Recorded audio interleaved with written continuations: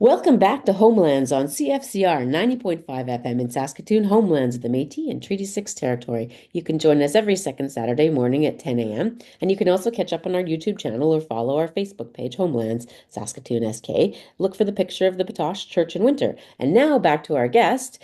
We left with Jacob and we are joined with Alexis Von Konigslow, his partner. So Alexis Von Konigslow is the author of the upcoming novel, The Exclusion Zone, and previously The Capacity for Infinite Happiness. She has degrees in mathematical physics from Queen's University and creative writing from the University of Guelph. She lives in Toronto with her partner, child, and two cats. The cats did not make it into Jacob's mention. I wonder if they're more popular with you or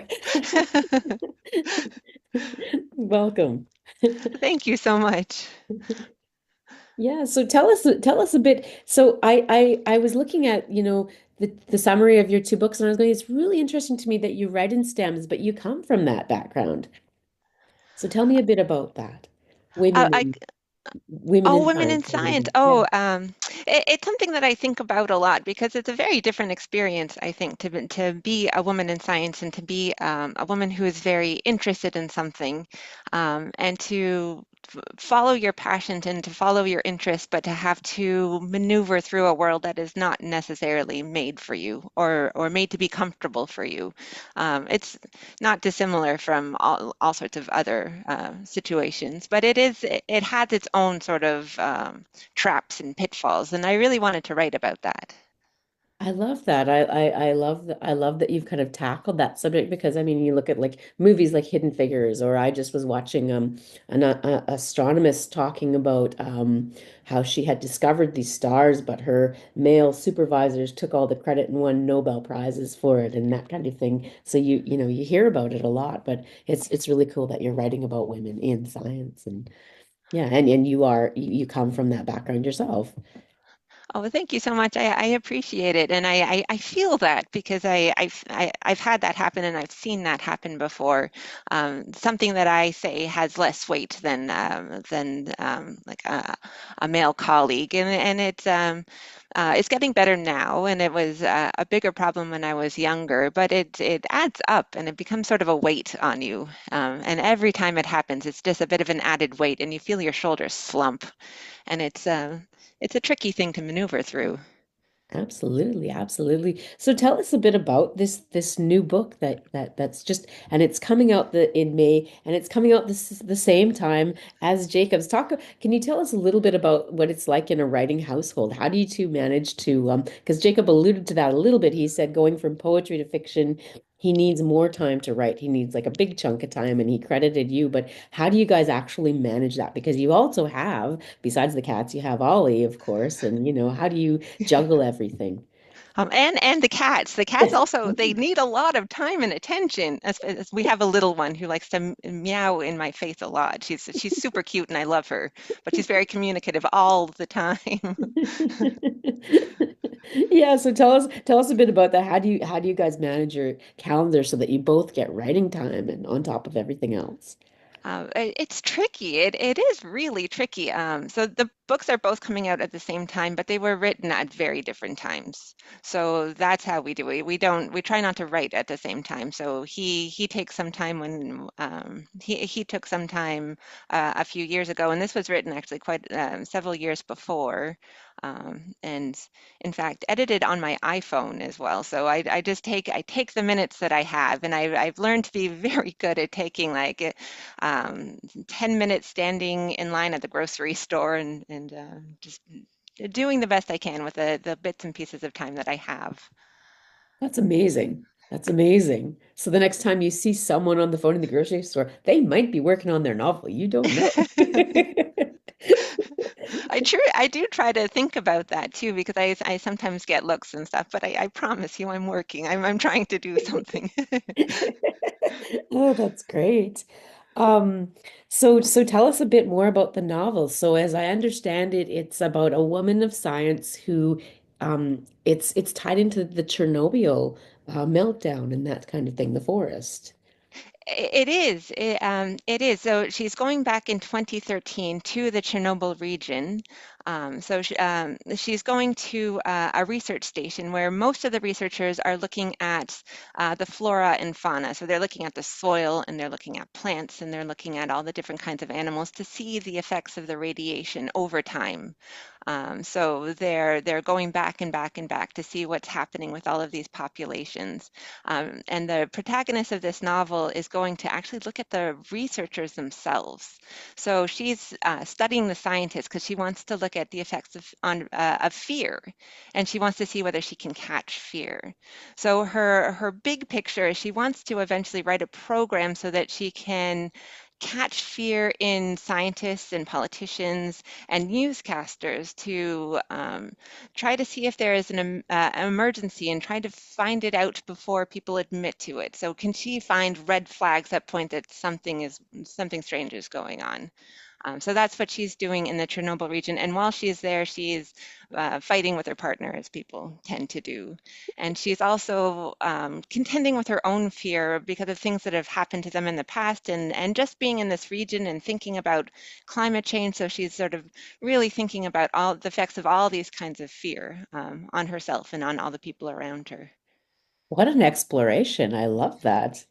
Research into Thank you. fear. And I mean, it's very timely. I mean, we live in a real time, a real climate of fear, right? We have like the Trump stuff going on in the South and tariffs and all kinds of, war situations and everything. And it's like, yeah, that's very timely, very, very interesting. So do you want to like lead us into a bit of a reading from it, or do you want to talk about it a bit more? Or Oh, thank you so much. Yeah, I can most definitely start to read. So I thought I'd read a little bit from the beginning and a little bit from the very end to sort of to show um, how it's sort of framed, Mm, and so you get a sort of an idea of what I was working towards, what I was trying to do.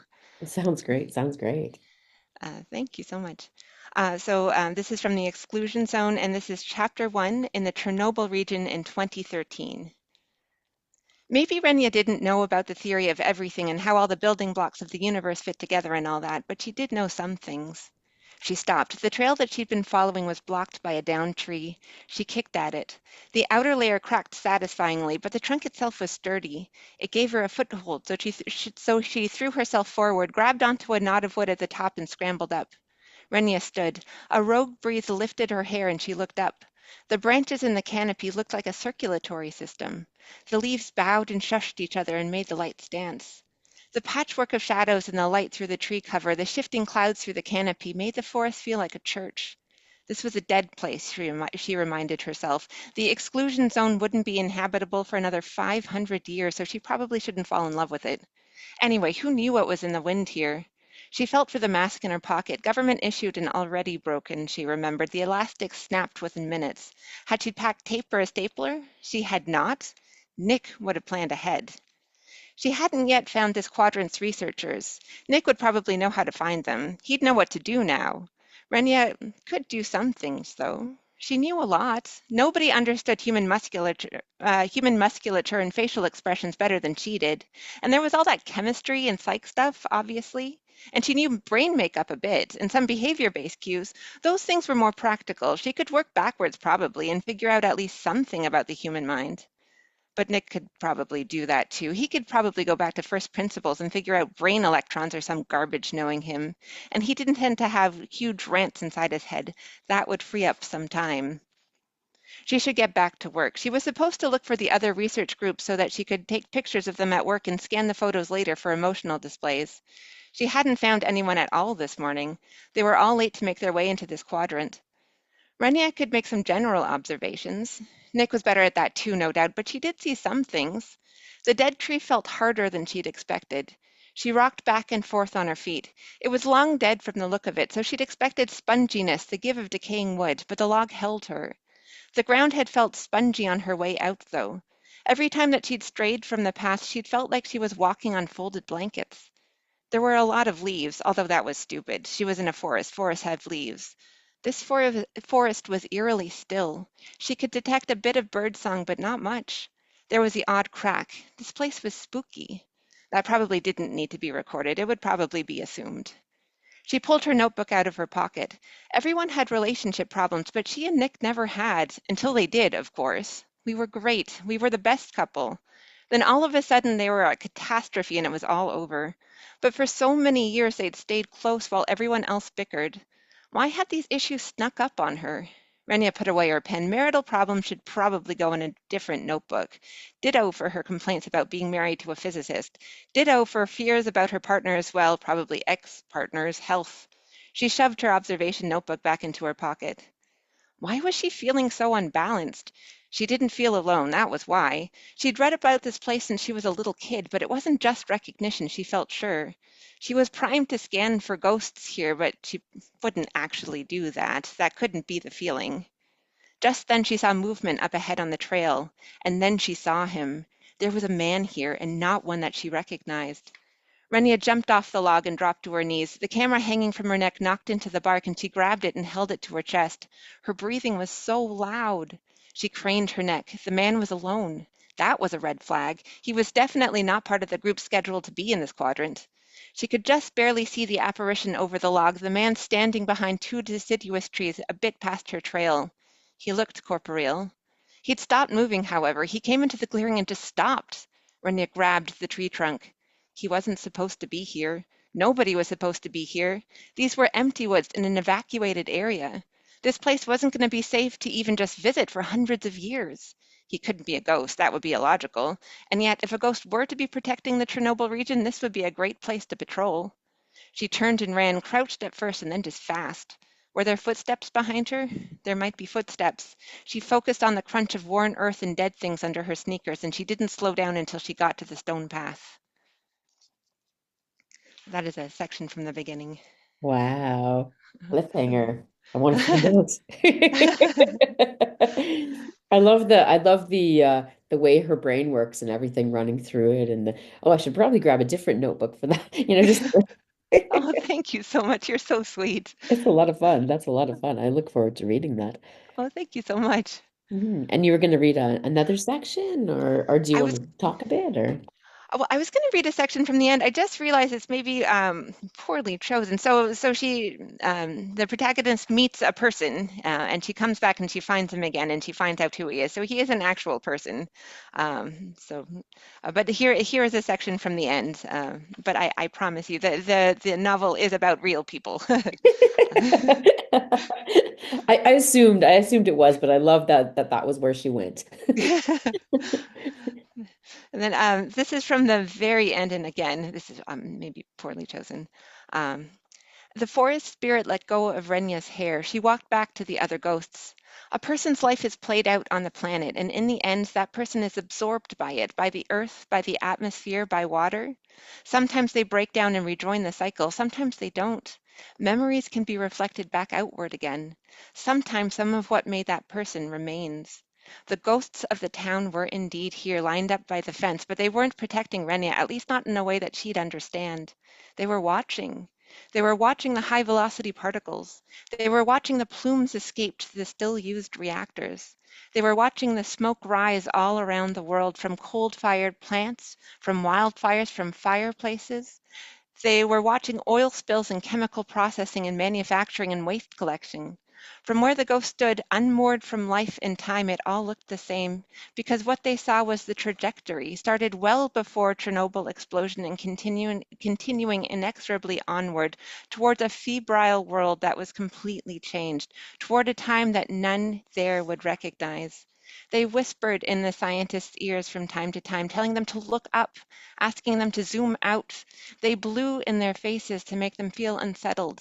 They ran towards the birds to make them all take flight at once. They made them afraid of what the scientists didn't quite know. In that way, they offered what protection they could. Oh, wow. That's beautiful, kind of a Um, mystical section. I love that description of how part of us stays and part of us leaves, part of us remains, and that part can kind of haunt a place. Because I've felt that in places, I've touched a wall and gone, oh, you kind of feel echoes of what was there, so that's really, really beautiful. oh, thank How you. long did it take you to write this novel all told? This it's kind of embarrassingly, this took over 10 years. Wow, yeah, But a lot went on in those years. So I wasn't sort absolutely. of working on it very consistently. Mm. Did your first novel come before this or in the middle of this or how did it kind of how did It the came before this, and okay. then I started a first draft of it, and then many things happened, and then I am working on other projects as well, but then Yes. it took 10 years. Yeah. Yeah, yeah. Well, I mean, that's the way it kind of goes though. You start something, you put it down and work on something else for a while, life interrupts, and then you get back to it and yeah, it's kind of an organic process. But I think people don't realize how much work goes into a novel, and how much time. That's very true.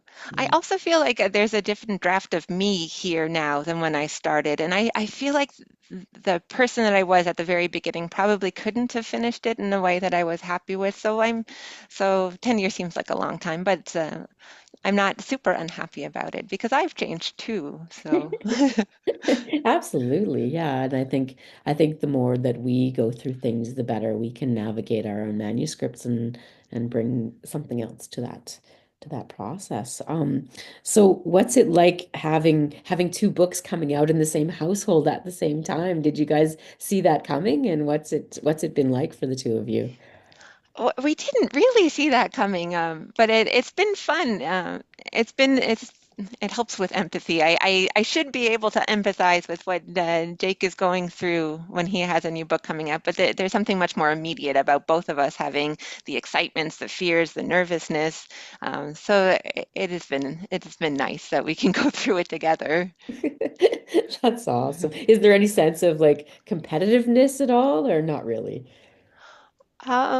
I hope not. I don't think so. They're very different novels and they're very different projects and they came together in very different ways. So they feel like very different things. Yes, yeah, I mean, absolutely. We've got a baseball novel set in the 50s post-war, and then we've got like a Chernobyl female scientist kind of exploring fear. They are very different beasts, but it's very cool that they're coming out. Do you share a publisher or do you have different publishers? Different publishers. Different Yeah. publishers, okay. Yeah, so I think now is Jake's Woolsack and Win or is that yours? That's mine. Yeah, That's yours. mine is Okay, all yeah. mine. Yeah. Okay, yeah. I kind of I'm blurring the two of them together because I was like looking everything up and kind of going, oh wow, wow, this is great. So how does this compare to your first novel, do you find, in terms of like process, in terms of like protagonist? Is there anything really kind of different or same or I think the difference thing is that I had to really ask myself what I wanted to accomplish. I know I should have done that for the first novel too, but it felt much more immediate in this one. So I'm very concerned about climate change and the climate, and I had to ask myself if I really want something out, it has to be worth it. I have to be trying to do something. So I really had to come to terms with what I wanted to accomplish and what kind of a writer I wanted to be. So it feels quite different now compared to the first one. Interesting. Yeah. Yeah, I mean that's such an immediate thing. And in your final excerpt that really came through, that the kind of the idea of the ghosts, the ancestors kind of watching everybody and going, "Hey guys, what are you doing with your coal and your gas and your nuclear, explosions and that kind of thing." So yeah, I think that's great that you're kind of making a statement in a novel, that is very timely. Um, what's kind of next on the horizon for you? Do you kind of have other projects that you're hoping come out next, or are you kind of focused on this one right now, or? I've got other projects that I'm working on. So I haven't finished a draft of anything yet, but I've actually got a few that I'm working on. So that's really exciting and it's nice. It takes the pressure off. It gives me something else to think about and to work on. Absolutely. Yeah, yeah. It's good to have kind of a couple of irons in the fire, just kind of can switch around and let stuff lie for a while and simmer while you kind of boil somewhere else. And um, I was going to ask about Ollie because I didn't get a chance with Jacob, but I know that he has had a project of going to all the Shakespeare plays, and I just wanted an update on that. How many has he gotten to see so far? Or is that still a goal, or is that It is definitely a goal. We will be at number 16 as of this summer. We are very excited, but now we're almost through watching all the easy ones to find, and we're going to be at the tricky section. So I think this will be a lifelong project, but a fun one. yeah, Um, I love kids because that never would have occurred to me to try to see them all. And he was quite young when he decided, hey, I would like to see every single play. yeah, Like, what a logical thing to do. Of yeah. course, yes, we should do this. It never occurred to me though. I love that, and I just love the ambition of that, and for a young child to go, you know what I want to do? I want to watch every single Shakespeare play. So, yeah, that's awesome. Wow, 16 is pretty impressive. And there was a couple of like not that common ones that he'd already gotten to, I think, right? Or Yeah, we were very lucky. We've had people sort of alerting us that there's a company doing something sort of out of the ordinary. You should go, and so we've gone. It's been fun. It's like an Easter egg hunt, but but Shakespeare. yeah, that's really awesome. Well, I hope some traveling eventually gets involved. I hope you guys get to take some cool trips and stuff. Oh yeah, thank you so much. Yeah. That's really awesome. Um, what else? What about what kind of um response have you gotten from reviewers and readers so far that's kind of is that has there anything kind of been that surprised you or I mean I guess it hasn't come out yet so you kind of don't have a lot of feedback yet but what has the response been so far with the advanced copies and that kind of thing? That is an amazing question. I'm actually at the stage where advanced copies have gone out and I haven't heard anything back yet, which is an amazing time. I wonder if do other writers have this reaction? I think about my book being read by people, but this is the time where I understand, oh, it's actually happening. And Right. there's something very thrilling, but also terrifying about that. So you're kind of in that lull before you hear back, hey?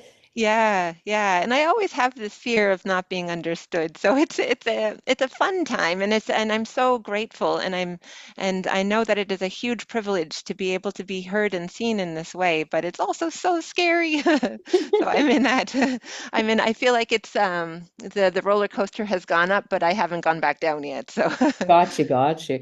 Yeah, it's do you think about audience when you're writing? Because I don't. Like I just kind of write for myself, and then I go, "Oh yeah, somebody else is going to read this." I don't know. What's your process like or what do you think about when you're writing?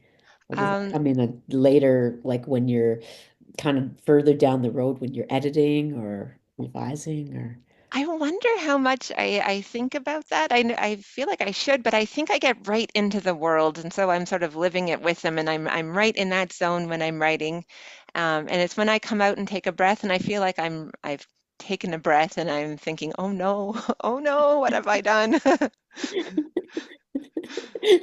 Yeah, it's interesting the conversation about audience. I don't know how many writers do think about audience, but I mean, you get 10 people reading the same thing and they all come away with something different. So it's kind of an impossible thing to do anyways. Like it's hard to gauge, I find. That's very true. That's very true.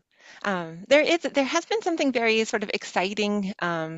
Also, writing this with a kid. My first book I wrote and I didn't have a child, and this one I wrote and I had this child. And witnessing him approaching his reading has been very fun. Just to see he gets into it as he's reading as much as I do when I'm writing, which is so much fun. And when he was super little, I would read aloud to him and he'd almost act it out. And it was so cute to see him get into that world. So that has been really, really fun. And to imagine audiences maybe getting into the world that I created is super fun. And watching it happen with my son is super fun. Um, Also terrifying, though. Yeah. I was gonna ask about that. So as a family of writers, do you guys share your work in progress or do you wait till you get to the end or do you just kind of go, oh wow, I need to read this? Like how does that work? Is Jake your first reader or Ollie your first reader or That is an amazing question. Jake gave me his novel when it was done, when he had a first draft, and so now I'm trying to do that as well, and I'm trying to be disciplined about that because I want to every time I write a sentence be like, "Can you read this? Is this okay?" But so I don't do that anymore. Now I'm trying to wait till I'm finished a draft. Um, and this morning, actually, Ollie told me that he wants to be involved in being one of the first readers. So I'm so excited. Yeah. Awesome. That's so cool. Yeah, that's really, yeah, I was curious about how that worked in a writing household. I was thinking about that. I was like, how yeah, that would be tempting to be just come with everything and just say, "Hey, what do you think of this? What do you think of this?" And yeah, so but yeah, that interesting. So you wait till the first draft, or you try to wait till the first draft. Yeah. Yeah, He's so very disciplined. I am not. I just, but I'm trying not to do that anymore. well, we've just got like a couple more minutes to before we wrap up this special episode of Homelands. But any kind of closing thoughts that you have about your novel or writing as a couple or writing in general, things that wisdom you'd like to impart or Well, one of the things that I've been very inspired by watching a child approach reading and get really into reading and independent in reading for the first time is I saw him become encyclopedic about things through his reading. So he reads Rick Riordan and he writes about the Greek gods. And so I saw my son go from that and become encyclopedic and then actually read books about Greek gods, and that I found very inspiring, and I'm trying to use that to try to. I thought, can I approach that with science? Can I have science that is so approachable in a novel that I can try this trick that some writers can do? I think it's an amazing trick that you can use your novels to inspire kids to learn so much. So that's a thing that I'm trying to do. Um, Oh, I love that. I love that. Yeah, absolutely. Because you are world building and you are imparting knowledge in the area of fiction. And that's a really great example of how it's done. Yeah. You get people interested and they go, "Oh, I want to research, I want to learn more about this." And or they just absorb it by osmosis as they're reading the text. Yeah. it's So something to aspire to anyway. yeah, absolutely. Well, I think that pretty much concludes the time we have. It just flew by, but thank you so Thank you much so for much. joining us, Alexis. And yeah, that's all the time we have for tonight. But this morning, I mean, this the end of our time for today on CFCR 90.5 FM here on Homelands. Thank you to our guest and relative joining us, Alexis Von Konigslow from Toronto. You can catch this episode and others on our YouTube channel. This is Auntie Andy signing off, and the Koshi Kawapa Matina Waomina. That's all. We'll see you later. Thank you so much.